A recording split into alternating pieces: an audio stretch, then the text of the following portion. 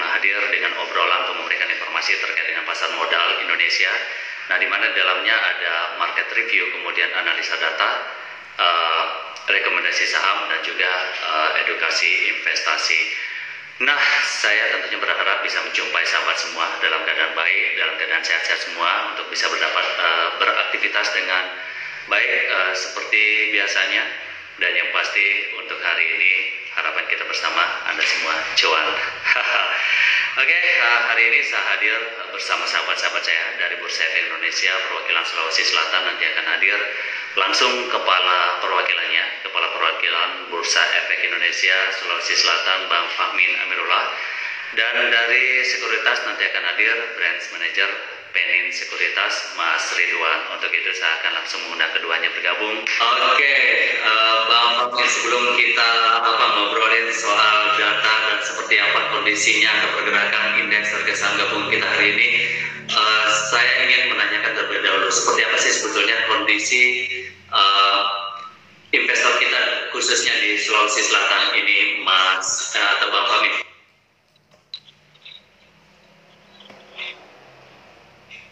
Ya, baik Bli. Yang ditanyakan investornya dari data apanya dulu nih, Bli? Dari pertumbuhannya sepanjang tahun 2020. Nah, kalau misalnya kita lihat secara nasional pertumbuhan investor kan sangat tinggi nih di tahun 2021 ini, Bang Fahmin. Dan kalau kita lihat khusus di Sulawesi Selatan seperti apa kondisinya? Iya, baik, terima kasih Bli. Selamat pagi Sobat IDX semua, Sobat Bali Bisnis Sulawesi, kemudian dari Penin Sekuritas juga, terkait dengan investor kita ya di Sulawesi Selatan sendiri itu sejalan dengan pertumbuhan investor secara nasional gitu Bli. Dimana kalau kita lihat posisi terakhir itu di September ya, karena data Oktober itu belum selesai nih, jadi belum bisa kami rekap untuk data Oktobernya. Jadi posisi terakhir itu September, total SID sendiri untuk Sulawesi Selatan ya, itu 50.149 SID, yang terdiri dari 62.666 subrekening efek. Dan kalau kita lihat posisi akhir tahun lalu ya, di Desember 2020, itu total SID kita itu di 29.624. Jadi sudah ada peningkatan sekitar mendekati 80% ya untuk peningkatan jumlah investor sampai dengan posisi September 2021 ini, seperti itu Bli. Dan kalau kita tarik mundur 2 tahun ke belakang itu lebih tinggi lagi pertumbuhannya Bli, karena posisi investor kita di Desember 2019 itu hanya 18.243. Jadi memang di tahun 2020 ini ada lompatan yang cukup tinggi, dan lompatan ini terus berlanjut di 2021 ini, seperti itu Bli. Kalau kita lihat rata-rata pertumbuhan bulanannya seperti apa, Bang Fahmin? Kalau kita lihat dari secara bulanan ya, itu rata-rata peningkatannya itu 15-20% lah tiap bulannya gitu Bli.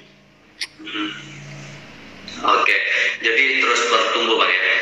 Bang, sekarang langsung saja kita bicara mengenai data penutupan perdagangan indeks harga saham gabungan kita pada hari Senin kemarin. Ini seperti apa nih Bang Fahmin, sehingga nanti bisa dijadikan acuan oleh Mas Ridwan untuk bagaimana kita melihat potensi pergerakan indeks harga saham gabungan kita untuk hari ini Selasa. Ya. Jadi kalau kita lihat IHSG kita ya pada awal pekan kemarin di hari Senin tanggal 25 Oktober itu ditutup melemah 0,27% ke posisi 6.625,70 poin. Di mana penutupan sebelumnya kalau kita lihat itu berada di level 6.643,74 poin. Kemudian nilai transaksi di perdagangan kemarin itu lumayan tinggi juga, 15,27 triliun ya. Dan kalau kita rata-ratakan year to date transaksi kita itu 13,52 triliun. Kemudian kalau kita lihat aktivitas investor asing di pasar modal kita, asing kemarin masih tetap mencatatkan net buying ya di tengah pelemahan IHSG sebesar 3,05 triliun. Jadi secara akumulatif kalau kita lihat year to date, asing melakukan net buying 39,44 triliun seperti itu beli. Dan memang kalau kita lihat ya pelemahan IHSG kemarin itu bisa dibilang bertolak belakang nih dengan indeks utama pada bursa saham Wall Street ya yang ditutup menguat signifikan, di mana kalau kita lihat S&P dan Dow Jones itu mencapai rekor penutupan tertingginya ya pada perdagangan kemarin. Kemudian rilis kinerja emiten di Wall Street ya, ini juga memperlihatkan masalah kemacetan rantai pasokan, kekurangan tenaga kerja, dan tekanan inflasi untuk mempertahankan pertumbuhan.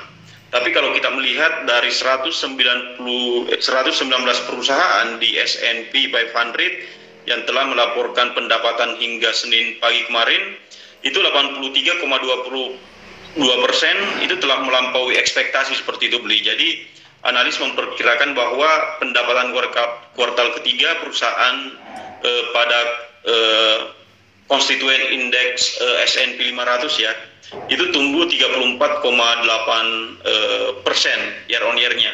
Jadi dijadwalkan untuk laporan kinerja pendapatan di minggu ini itu termasuk Apple, kemudian Microsoft, kemudian Google, kemudian Alphabet, itu diperkirakan ada peningkatan kinerja seperti itu beli. Oke. Kalau data secara sektoral seperti apa, Bang Fahmi? Bentar. Kalau untuk data sektoralnya di perdagangan kemarin ya,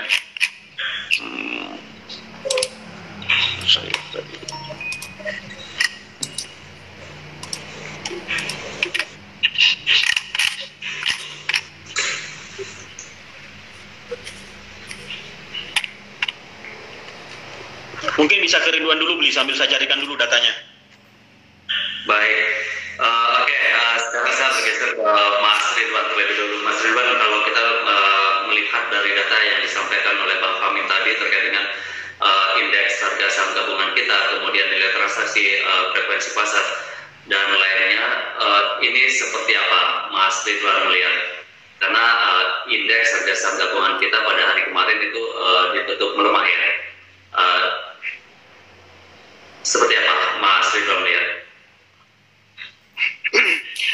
Oke, Bli, thank you. Jadi kalau kita bisa perhatikan terkait dengan perdagangan kemarin ya, tadi yang disampaikan oleh Pak Fahmi bahwa ada penurunan dari indeks harga saham gabungan kita di 6.625.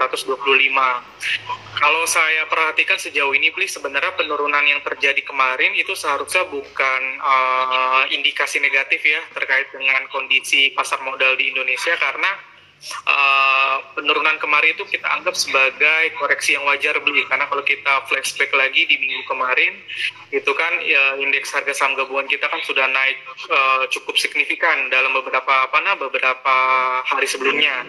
Jadi penurunan kemarin seharusnya masih bisa dibilang adalah koreksi yang wajar. Jadi kalau saya bisa katakan untuk prospek perkembangan indeks kita untuk saat ini dan kedepannya dalam jangka pendek seharusnya juga masih bagus ya beli. Tadi kalau kita kaitkan pertama itu indikasi dari aktivitas perdagangan aktivitas transaksi asingnya beli yang masih net buy di 3 triliun. Itu bisa menjadikan indikasi positif buat perkembangan indeks kita hari ini dan kedepannya dalam jangka pendek.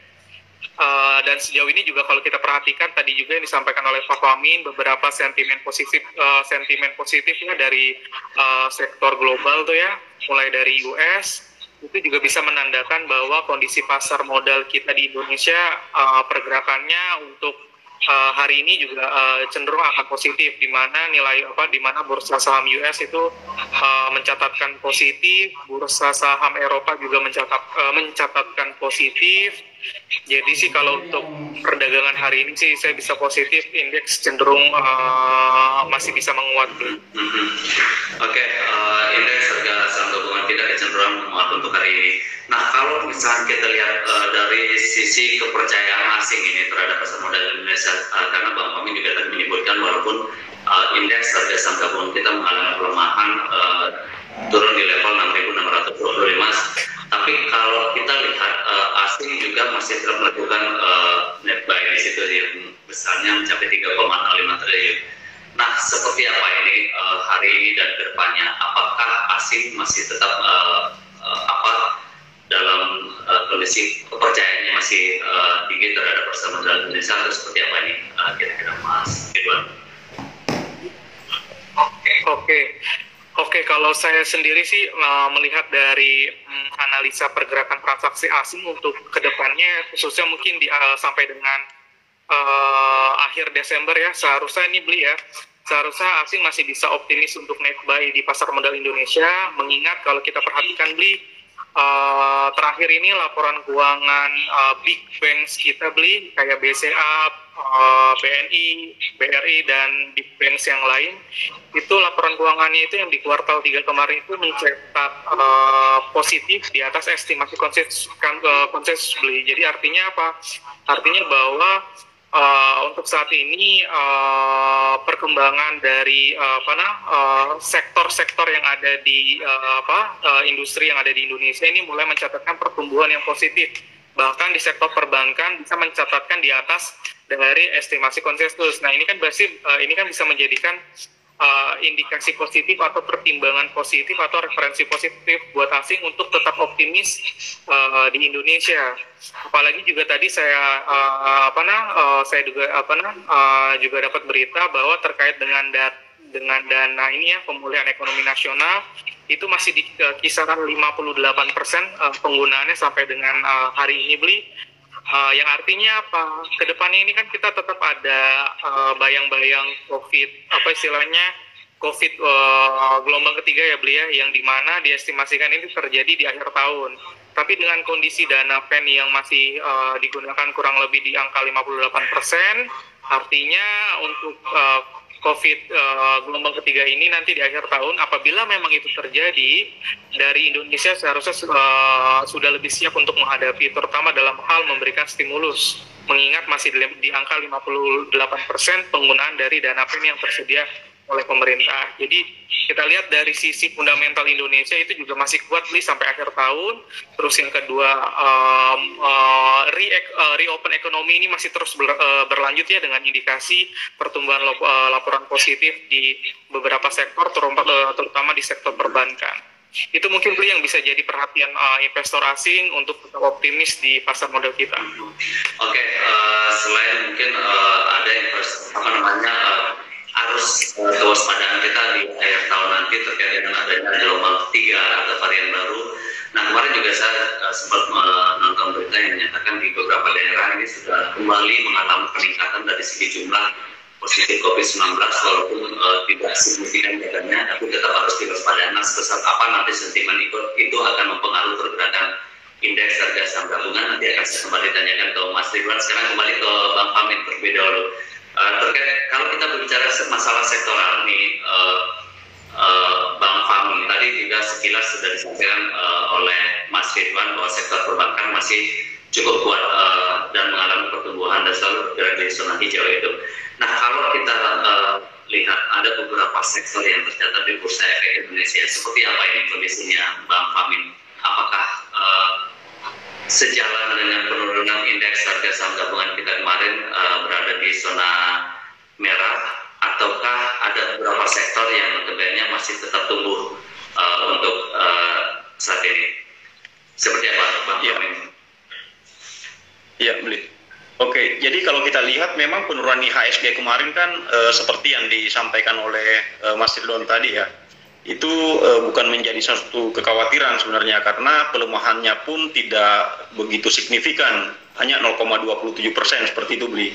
Dan kalau kita lihat secara sektoral ya, beberapa indeks memang mengalami pelemahan yang berkontribusi terhadap pelemahan IHSG kita kemarin, tetapi beberapa sektor juga itu mengalami penguatan, seperti misalnya sektor energi itu menguat 1,83% ya. Kemudian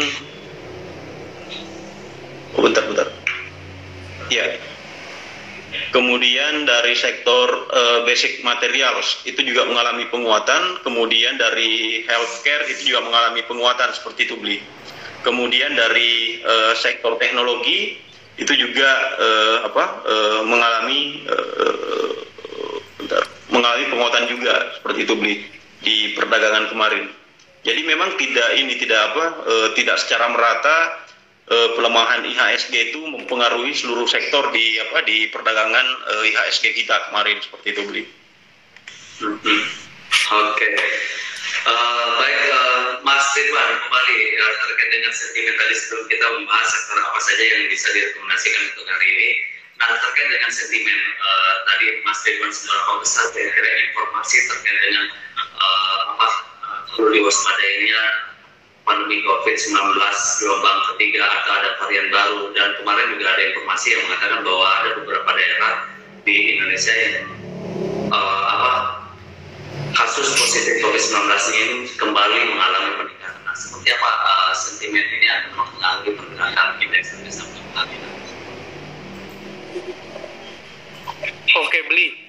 Kalau saya bisa pendapat ya terkait dengan potensi gelombang ketiga dari COVID-19 nanti yang akan terjadi mungkin di akhir Desember nanti, mungkin kalau saya kaitkan dengan istilahnya dengan persiapan yang dilakukan pemerintah sampai saat ini dengan indikasi dana pen yang masih dikelola di angka 58% sampai saat ini. Seharusnya ini bisa menjadi indikasi positif juga untuk Indonesia sendiri dalam menghadapi COVID-19 di gelombang ketiga nanti.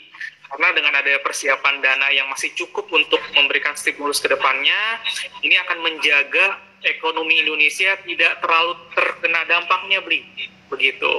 Jadi selain dari sisi dana pen yang siap untuk menghadapi COVID-19 yang untuk gelombang ketiga ini, mungkin yang kedua, selama pemerintah bisa menjaga tracking COVID-19-nya di angka yang sesuai dengan batas istilahnya batas normal. Terus yang kedua, PPKM level masih dijaga di level 2. Artinya bila beberapa hal itu bisa diupayakan oleh pemerintah dan bisa dijaga dengan kondisi sama seperti saat ini ya.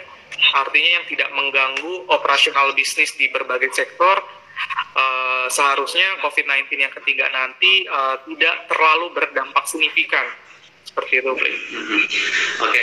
Selain informasi terkait dengan COVID-19, kemudian informasi ekonomi yang ada di dalam negeri, apakah informasi politik juga bisa mempengaruhi pergerakan indeks harga saham gabungan kita ini, Mas Ridwan? Karena kalau kita lihat walaupun 2024 ini masih bisa dibilang masih jauh ya, tapi isu politik ini kan sudah mulai muncul ini belakangan, terutama untuk calon presiden di 2024 ini masing-masing partai, masing-masing partai politik sudah mengeluarkan calon-calonnya di situ. Apakah ini cukup mempengaruhi juga isu-isu seperti ini?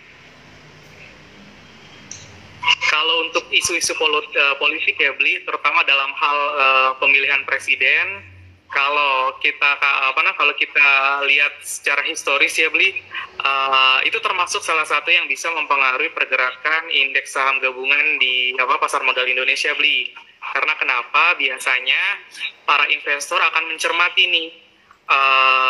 mencermati strategi dan rencana apa saja yang akan dilakukan oleh calon-calon pemilihan presiden ini, ya.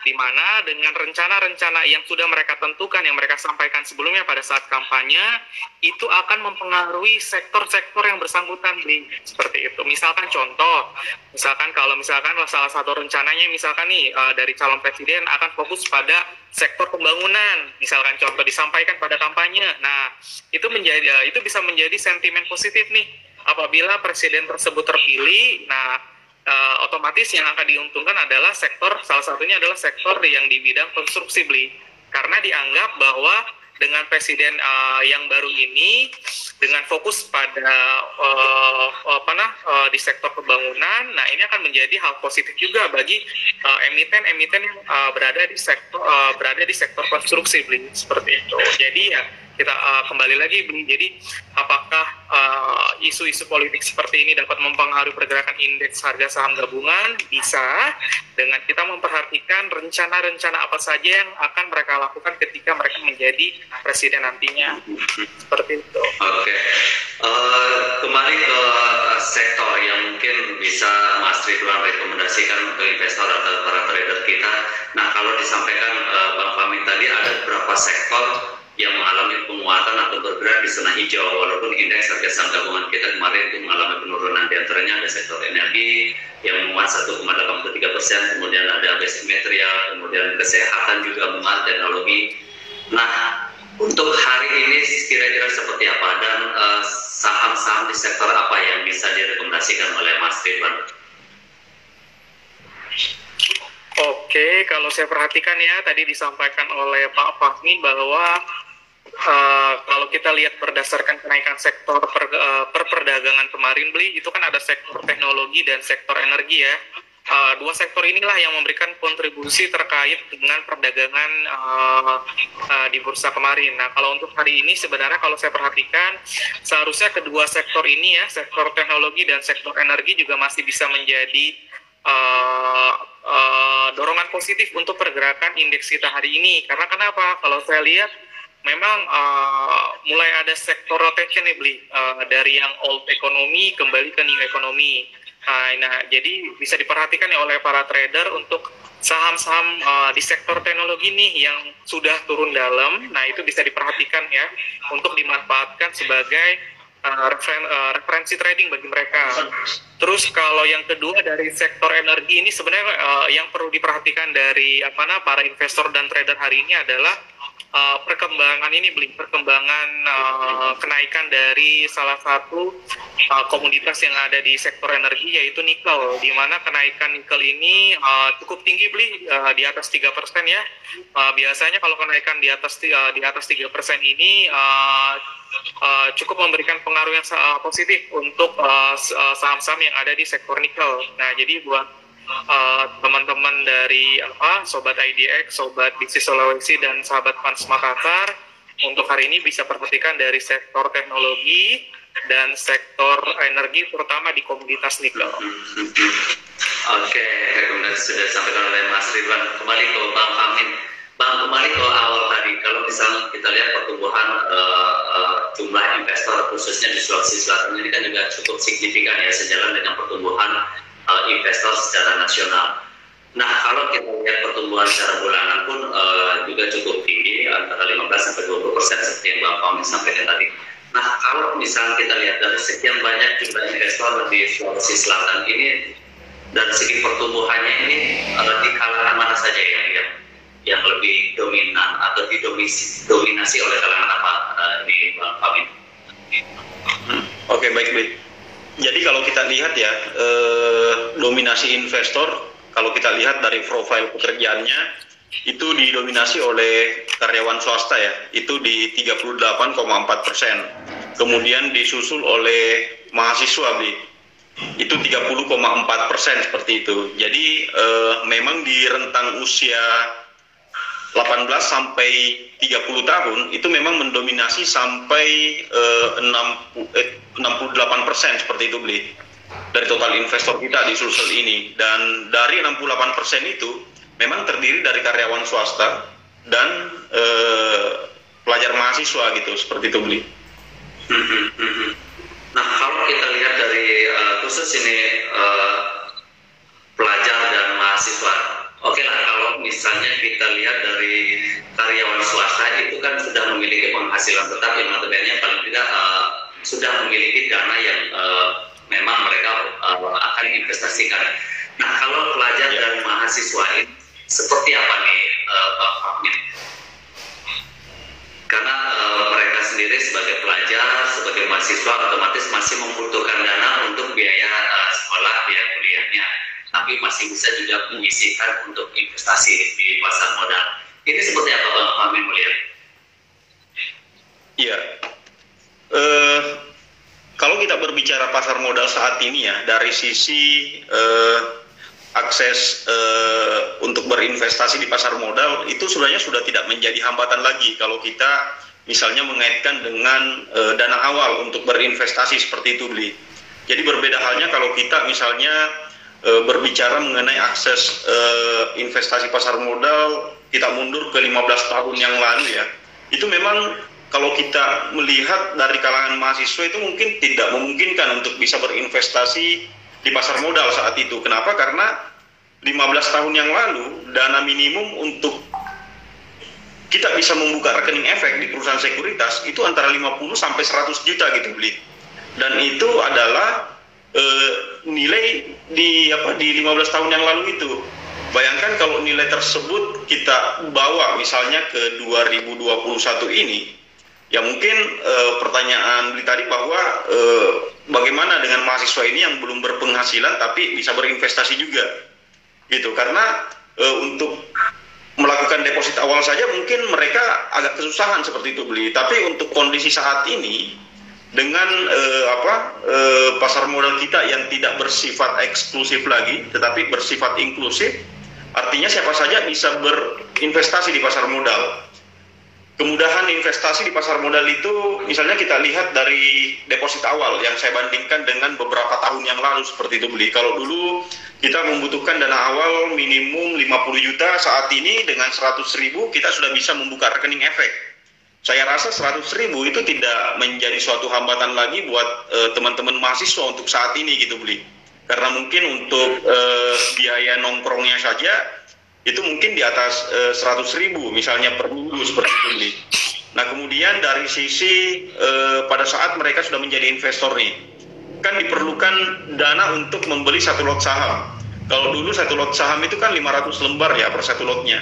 Nah sekarang dengan penurunan lot size saham ini dari 500 lembar ke 100 lembar, ini makin memungkinkan lagi buat mahasiswa untuk mendapatkan satuan lot saham itu dengan dana yang minimal seperti itu, Bli. Karena dia tidak perlu membeli langsung 500 lembar sekaligus, tetapi cukup hanya dengan minimal 100 lembar mereka sudah bisa membeli di pasar sekunder seperti itu, Bli. Jadi saya rasa tidak ada halangan lagi untuk berinvestasi buat mahasiswa untuk saat ini. Bahkan dengan cara berinvestasi atau trading di pasar modal, mereka juga bisa membiayai sekolah atau kuliahnya sendiri ya. Betul, tetapi paling tidak bukan dari sisi itunya, Bli. Dari sisi bagaimana bisa mereka menerapkan ilmu yang mereka dapatkan di bangku kuliah seperti itu. Jadi terutama yang background ekonomi misalnya, mereka belajar manajemen keuangan, manajemen portofolio. Nah, pada saat mereka menjadi investor di pasar modal, semua ilmu yang mereka dapatkan itu mereka bisa aplikasikan di market seperti itu pada saat mereka menjadi investor di pasar modal seperti itu, Bli. Oke, Mas Ridwan, terkait dengan hal itu, kan tentu di materi di bangku kuliah atau di bangku sekolah itu kemungkinan saja bisa berbeda dengan kondisi real di pasar modal Indonesia. Nah, seperti apa yang selama ini sering disampaikan kepada para investor atau para trader kita, terutama yang di kalangan mahasiswa atau pelajar yang jumlahnya cukup tinggi juga ini ya, sekitar 30,4%. Di samping juga oleh kalangan karyawan swasta di situ.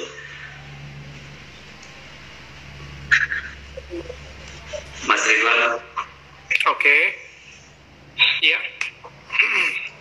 Oke, sudah terdengar jelas, Bli? Ya, terdengar.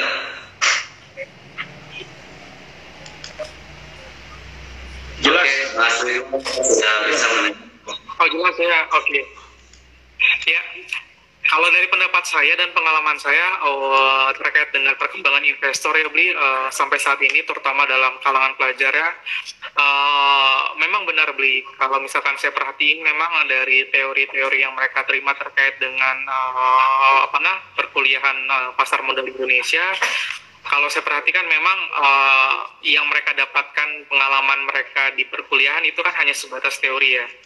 Jadi dari banyaknya mahasiswa-mahasiswa yang saya temukan sepanjang pandemi ini, memang mereka ceritakan bahwa apa yang mereka dapat semasa perkuliahan ini dengan pengalaman mereka di pasar modal ini istilahnya berbeda, Bli. Kalau untuk kayak semacam mekanisme dan sebagainya kurang lebih sama. Tapi kalau istilah dari pengalaman bagaimana pengaruh dari sisi psikologis itu yang istilahnya mereka dapatkan selama di masa perkuliahan. Jadi sih kalau menurut saya dengan adanya peningkatan jumlah mahasiswa investor di pasar modal itu akan memberikan istilahnya sinyal positif buat perkembangan jumlah investor yang ada di Indonesia. Istilahnya generasi penerus bangsa ini akan semakin bagus dengan mereka meningkatkan pengalaman mereka selain di perkuliahan tapi juga di pasar modal Indonesia. Apalagi tadi juga disampaikan sama Pak Fahmin bahwa sekarang tuh di pasar modal itu kita bukan terkesan eksklusif tapi inklusif, yang artinya memang semua orang bisa menjadi investor di bursa seperti itu. Oke, terakhir Bang Fahmin, apa yang bisa disampaikan terkait dengan obrolan kita pagi hari ini? Ya baik, terima kasih Bli. Jadi yang ingin saya sampaikan terakhir, khususnya buat teman-teman yang baru menjadi investor maupun calon investor ya, bahwa pada saat kita berinvestasi di pasar modal ya, khususnya untuk instrumen-instrumen seperti saham, itu kita dituntut untuk terus belajar seperti itu Bli. Nah untuk itu kami dari Bursa Efek Indonesia bersama teman-teman di perusahaan sekuritas seperti Panin Sekuritas itu terus melakukan kegiatan-kegiatan edukasi yang bukan hanya untuk calon investor tetapi juga buat kepada para investor seperti itu Bli. Kenapa? Karena kami meyakini bahwa pada saat mereka menjadi investor justru disitulah mereka harus lebih meningkatkan pengetahuannya, karena pada saat mereka terjun di market mereka harus mengetahui seperti apa yang disampaikan oleh Mas Ridwan tadi. Mungkin di kampus mereka sudah mendapatkan teori fundamental itu seperti apa, melakukan analisisnya seperti apa, tetapi bagaimana menyikapi kondisi market, aspek psikologi itu yang mungkin hanya bisa didapatkan pada saat kita melakukan sharing baik dengan analis maupun dengan para investor yang sudah berkecimpung di pasar modal seperti itu Bli. Oke, kalau Mas Ridwan sendiri apa yang bisa disampaikan sebelum kita menutup perjumpaan kita? Oke, kalau untuk saya sih yang bisa saya sampaikan untuk trader dan investor untuk kondisi perkembangan indeks harga saham gabungan untuk saat ini, untuk kedepannya seharusnya untuk sampai akhir Desember masih bisa memiliki performa yang bagus ya Beli, dengan berbagai pertimbangan berita dan sentimen positif ya, selama dari pemerintah level PPKM, terus yang kedua dari 19 juga masih bisa dijaga. Jadi untuk trader dan investor saran saya untuk tetap up to date terkait dengan berita-berita ekonomi, khususnya yang terkait dengan pasar modal, berita-berita emiten itu juga perlu diperhatikan, karena salah satu yang mempengaruhi pergerakan harga saham itu kan adalah berita-berita atau sentimen-sentimen negatif yang mungkin bisa berasal dari global atau domestik itu sendiri. Jadi dengan mereka bisa up to date terkait dengan berita atau sentimen yang ada, otomatis akan membantu mereka nih untuk menentukan kira-kira langkah strategi selanjutnya apa nih ketika ada hal-hal tersebut terjadi.